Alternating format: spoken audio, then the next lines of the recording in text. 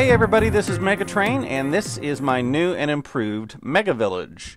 I posted a version of this MegaVillage about a year ago, and I've got some improvements to show you. But in case you're not familiar with it or haven't seen this before, we've basically got a trading village around the outside with an iron golem spawner in the middle. We've got 2 full rows of doors around the outside, and that is enough to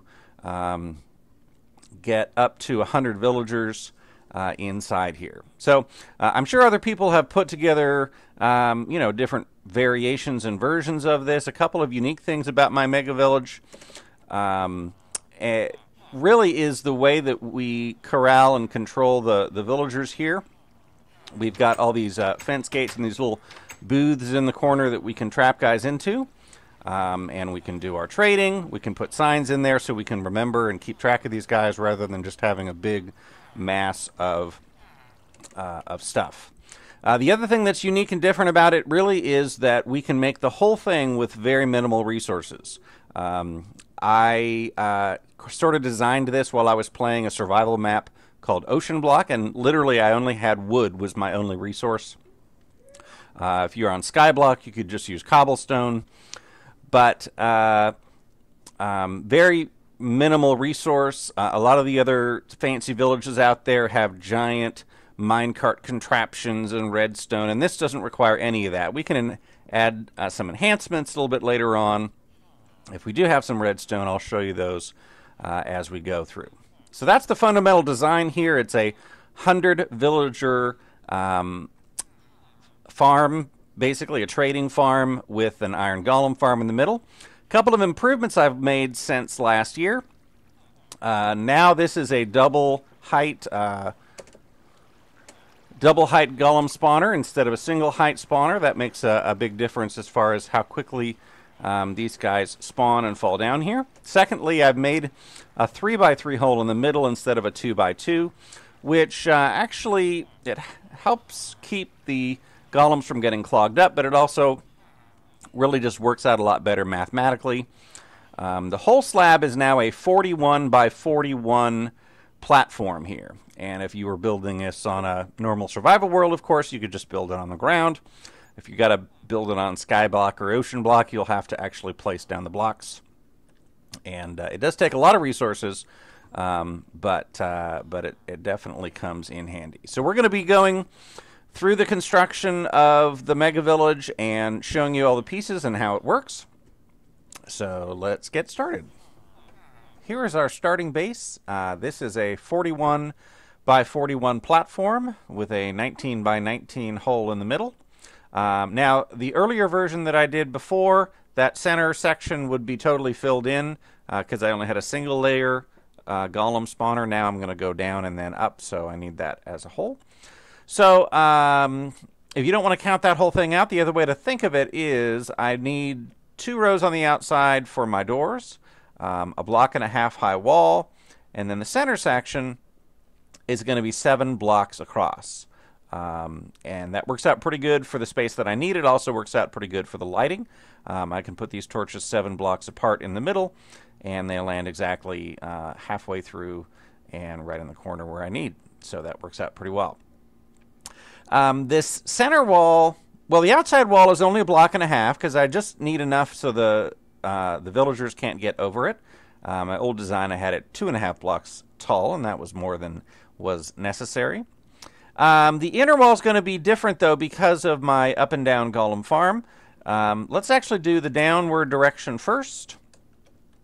So we're going to need this to go an extra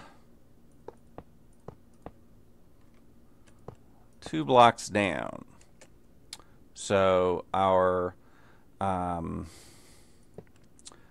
just to show you here, our gap to the top level is going to be a gap of 4. So above, I'm going to go 2 blocks up,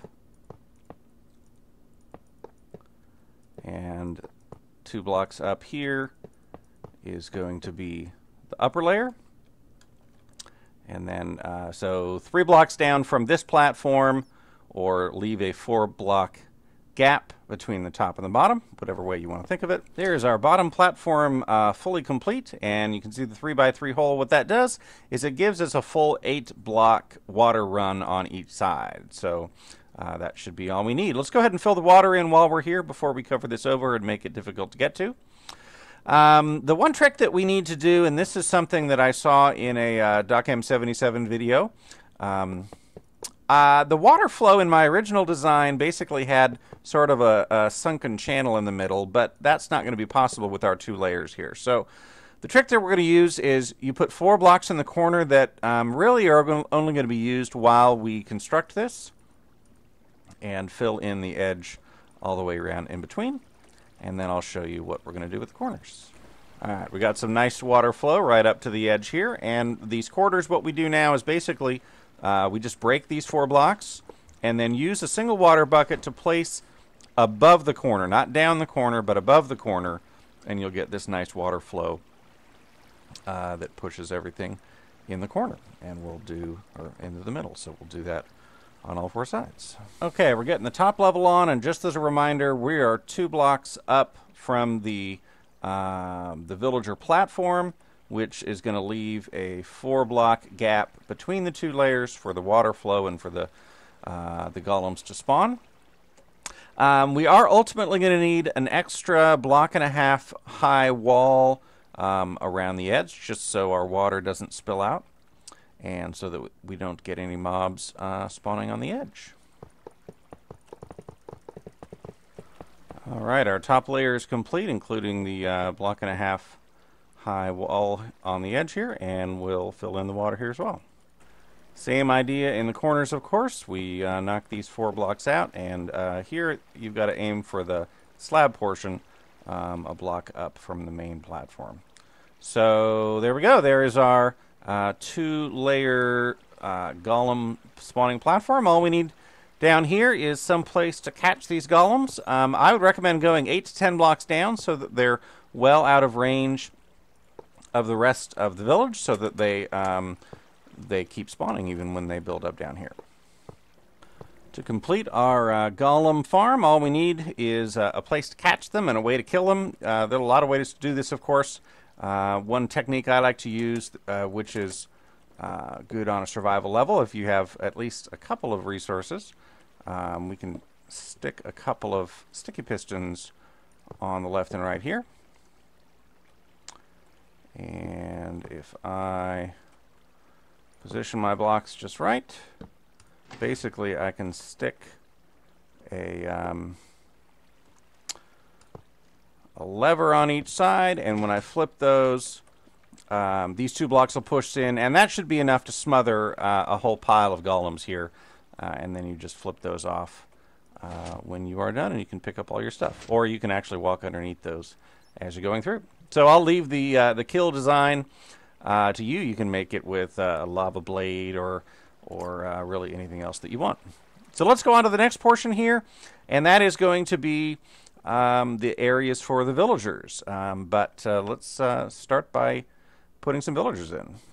The trick with villagers is that they want to know that they're in a village, and what makes them believe that they're in a village is houses, and they can tell that there's a house there because there's a door. So really a door is the indicator to villagers that there is a village there going on. So as soon as they see these doors and they start to recognize that this is a house, based on the number of doors, this should, at least in version 1.7, this should get them to make baby villagers. This is changed in 1.8. Exactly how the villager trades are, villager mating is triggered, but still the design here should still be useful. So let me get at least 1 layer of doors around here. Maybe I'll put 2. That's how many that we ultimately need. The one thing that we might want to do differently here is about halfway down each side I like to put a trap door instead of a normal door. That gives me a way to get in and out of each side. Make sure that you've got proper lighting around this outside spot as well. Even if you put doors on every spot, zombies and mobs still can spawn there. Also be careful, don't put any single blocks on the outside here that zombies can come up over and in and wreck your village. Next thing we're going to need is some booths, cubicles for these guys to go into here. And so on the inner corner, I put one directly in the corner and a slab on top so that they can't hop on top of it. There we go. We're already getting these guys trapped in here. And you can even put the slabs in first and come back and put the blocks underneath if you like. So once you've got all of the inner ones, you can do the outer wall as well. Same kind of deal. You don't want to let these guys jump on those blocks and get up over the fence, so just be careful in how you place them. I do like to make sure that mine are lined up with each other so that if I want to, I can fence that straight across. Final step to get these things set up is we're going to put a fence in front of each of the blocks and a gate in front of each of the cubbies. As soon as you can, you're going to want to start getting these guys locked into booths as far away from their favorite corner as you can, because that gives them kind of an awareness of all these other doors here. Before that happens, you're going to start getting golems spawning where they ought not to be. But once they're sort of aware of the whole circle of doors, now the village is going to be centered at this point, and hopefully you'll get golems spawning in the correct place. So I've got all my doors here in booths, and the basic functionality, of course, is that I'm going to be able to do whatever trading I want. I can put signs either above them here telling me what I have. So a leather cap, $3 leather cap. I can take that off when I'm done. If I decide that I don't like this guy and I want to get rid of him, I've got plenty of other guys. I can just get rid of him. Do not use your sword on it. You'll make your golems angry and bad things will happen.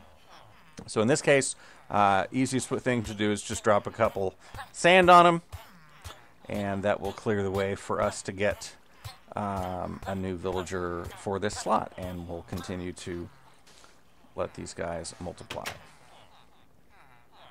So that's the basic functional design. There's definitely some enhancements we can put here. Just a couple of comments.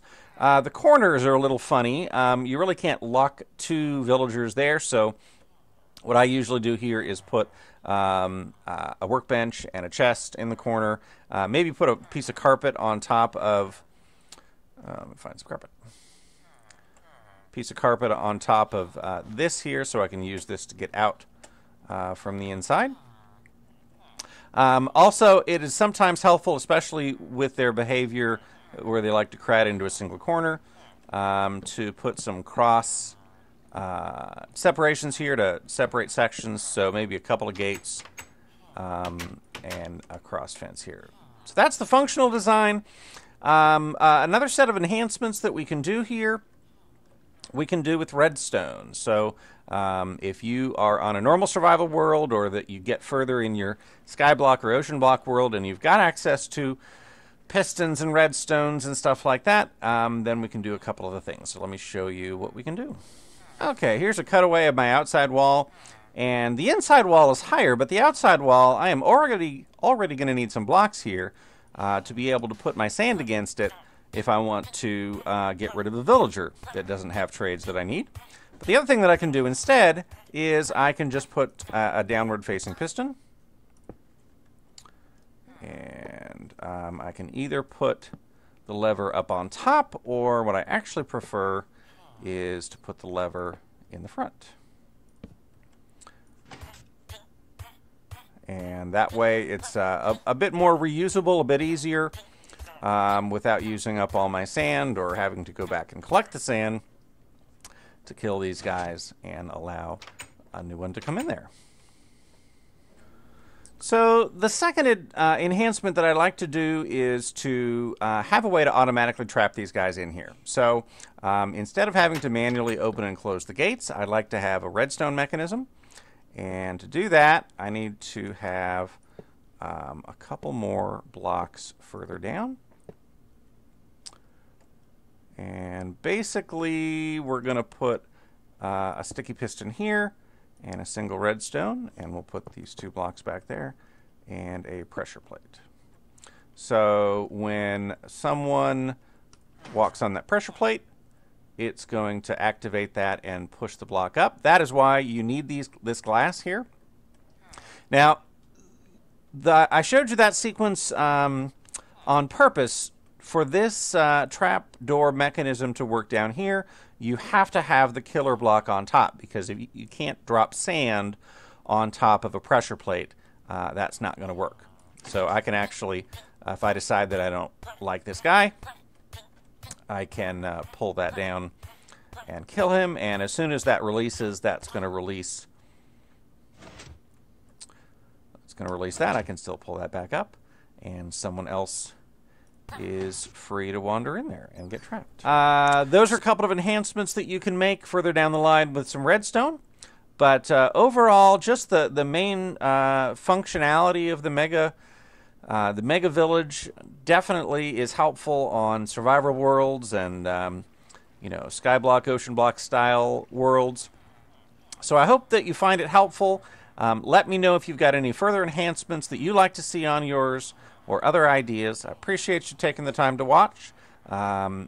Leave a like if you can, and we will see you next time.